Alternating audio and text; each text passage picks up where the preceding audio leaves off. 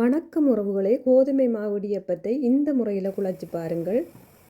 3 cup அவிச்ச கோதுமை மாவு எடுத்துக்கொள்ளுங்க. அதோட 1 கப்பு அரிசி மாவை சேர்த்து தேவையான அளவு உப்பு போட்டு நன்றாக கிளறி விடுங்க.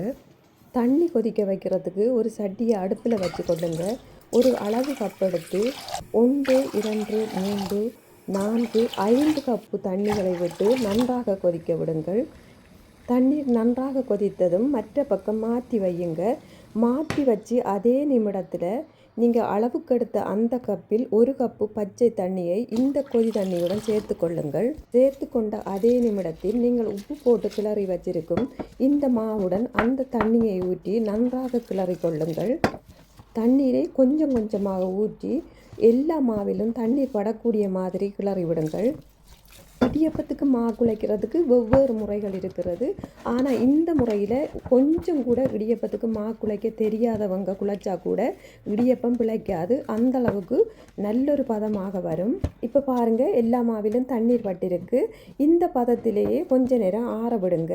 கை வச்சு குழைக்கிற சூடு இருக்கும்போது மாவை கையால் நன்றாக ஒரு தடவை குழைச்செடுத்து கொள்ளவும். இனி நீங்கள் எந்த மாதிரி இடியப்ப தட்டில் இடியப்பம் அவிக்கிறீங்களோ அந்த தட்டுகள் எடுத்து நீங்கள் உங்களுக்கு விரும்பின வகையில் இடியப்பத்தை பிழிஞ்சு எடுத்துக்கொள்ளுங்க. இப்போ பாருங்கள், எவ்வளவு இலகுவாக இடியப்பம் பிழிபடுது. கோதுமை மாவு இடியப்பம் அவிக்கிறதுக்கு நிறைய பேருக்கு பதம் பிழைச்சி கொண்டே இருக்கிறதுன்னு சொல்லுவாங்க. இந்த வகையில் நீங்கள் செய்து பாருங்கள். கோதுமை மாவு இடியப்பம் அரிசி மாவை விட இலகுவாக பிழிஞ்சு எடுத்துக்கொள்ளலாம். கோதுமை மாவை எப்படி அவித்தெடுப்பது என்பது நிறைய பேருக்கு தெரிஞ்சிருக்கும். சிலருக்கு தெரியலைன்னு சொன்னால் கமெண்ட் பண்ணுங்கள்.